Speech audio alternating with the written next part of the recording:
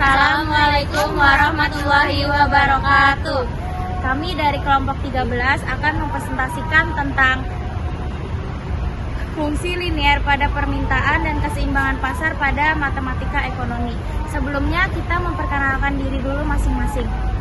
Saya Anissa Zahriyadi dengan NIM 64251120. Perkenalkan, nama saya Yuyun Pujiartatik dengan NIM 64250679. Nama saya Siva Salsabila Nasution dengan NIM 64250053. Baik, saya akan menjelaskan bagian pendahuluan. Dalam dunia ekonomi, matematika memiliki peran penting sebagai alat untuk menganalisis berbagai permasalahan ekonomi. Melalui perhitungan matematika, kita dapat memahami dan memprediksi berbagai fenomena ekonomi. Salah satu konsep yang sering digunakan adalah fungsi linier, yaitu fungsi yang dapat menggambarkan hubungan antara harga dan jumlah barang dalam pasar. Fungsi linier. Fungsi linier adalah hubungan antara dua variabel yang membentuk garis lurus pada grafik. Fungsi linier digunakan dalam matematika ekonomi untuk mempermudahkan analisis hubungan antara variabel ekonomi. Rumus Y sama dengan AX plus B dengan penjelasan Y adalah variabel terikat, X adalah variabel bebas, A sama dengan gradien atau kemiringan garis, B sama dengan konstanta. Contoh fungsi linier. Contoh fungsi linier adalah sebagai berikut. Y sama dengan 3X plus 1. Grafik dari fungsi linier ditunjukkan pada gambar berikut. Baik, selanjutnya saya akan menjelaskan mengenai fungsi permintaan. Fungsi permintaan adalah hubungan antara harga suatu barang dengan jumlah yang ingin dibeli oleh konsumen pada tingkat harga tertentu. Dalam ekonomi, berlaku hukum permintaan, yaitu ketika harga naik, maka jumlah permintaan cenderung menurun. Sebaliknya, ketika harga turun, maka jumlah permintaan akan meningkat. Contohnya, saat sebuah toko memberikan diskon, biasanya lebih banyak orang tertarik untuk membeli karena harganya menjadi lebih terjangkau. Nah, pada slide ini juga terdapat contoh fungsi permintaan, yaitu P sama dengan 15 minus Q. Grafik fungsi permintaan bergerak menurun karena hubungan antara harga dan jumlah permintaan saling berlawanan arah. Oke, selanjutnya ada faktor yang mempengaruhi permintaan. Permintaan suatu barang tidak hanya dipengaruhi oleh harga.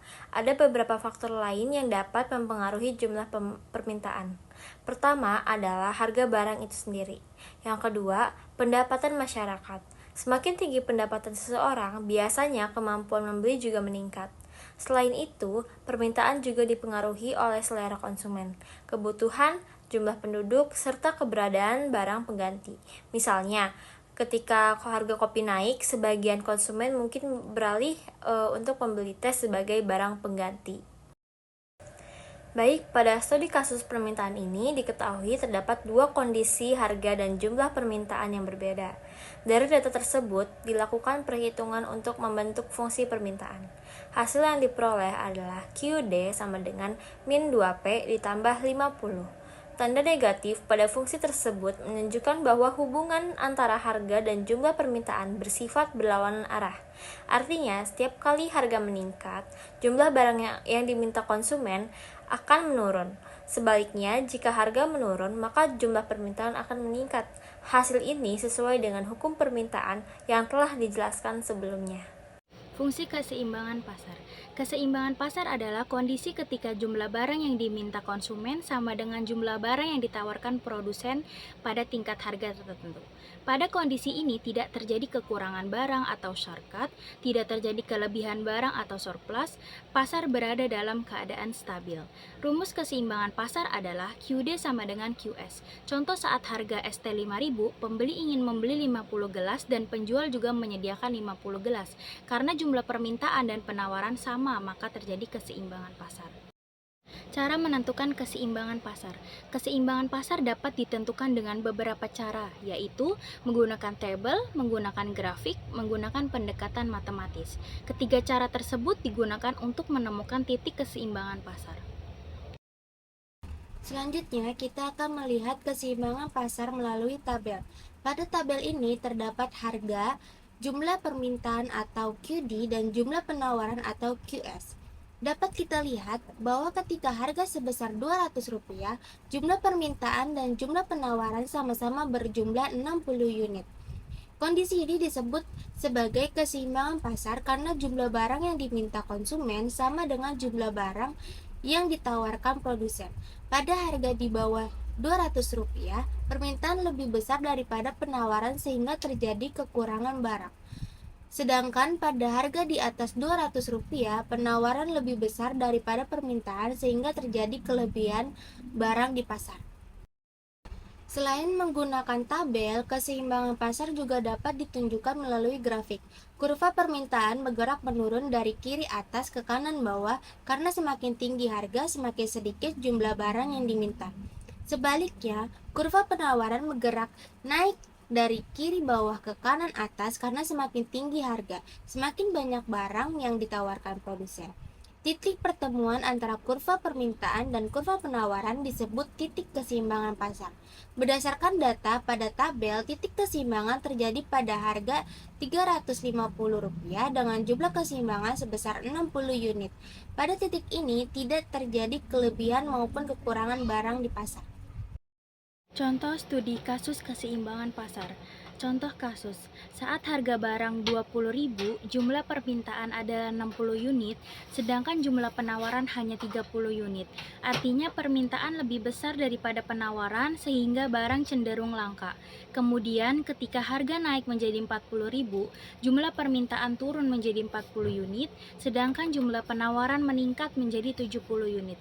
Hal ini menunjukkan bahwa semakin tinggi harga, semakin sedikit konsumen yang membeli, tetapi semakin banyak produsen yang menjual. Dari data tersebut diperoleh fungsi permintaan QD sama dengan min P plus 80 dan fungsi penawaran QS sama dengan 2P min 10. Untuk mencari keseimbangan pasar, kita samakan kedua fungsi tersebut. QD sama dengan QS. Min P plus 80 sama dengan 2P min 10. 90 sama dengan 3P. P-nya sama dengan 30. Jadi harga keseimbangan adalah 30.000. Selanjutnya, kita cari jumlah keseimbangan dengan memasukkan nilai P ke salah satu fungsi. QD sama dengan min 30 plus 80 hasilnya 50. Maka jumlah keseimbangan pasar adalah 50 unit. Kesimpulannya, keseimbangan pasar terjadi pada saat harga 30.000 dengan jumlah barang 50 unit. Pada titik ini, jumlah barang yang diminta sama dengan jumlah barang yang ditawarkan sehingga pasar berada dalam kondisi seimbang. Baik, selanjutnya pengaruh perubahan permintaan. Perubahan permintaan dapat mempengaruhi keseimbangan pasar.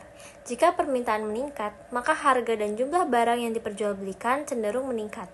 Hal ini terjadi karena semakin banyak konsumen yang ingin membeli barang tersebut.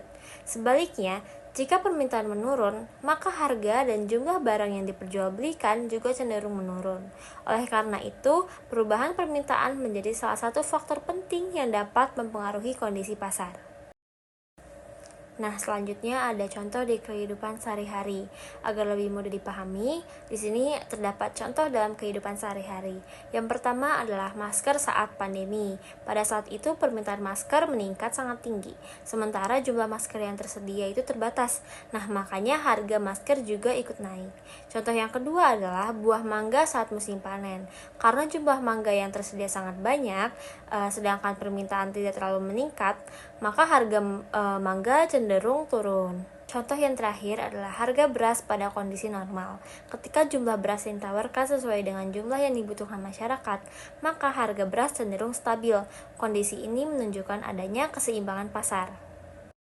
Sebagai kesimpulan, fungsi permintaan dan fungsi penawaran memiliki peran penting dalam menentukan keseimbangan pasar.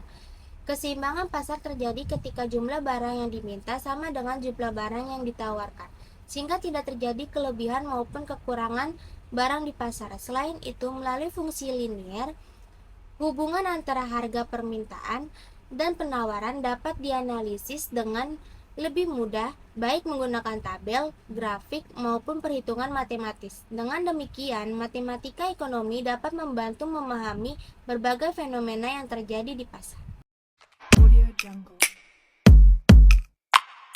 Presentasi dari kelompok kami, kurang lebihnya mohon maaf. Wassalamualaikum warahmatullahi wabarakatuh. Oke teman-teman, terima kasih sudah menonton videonya.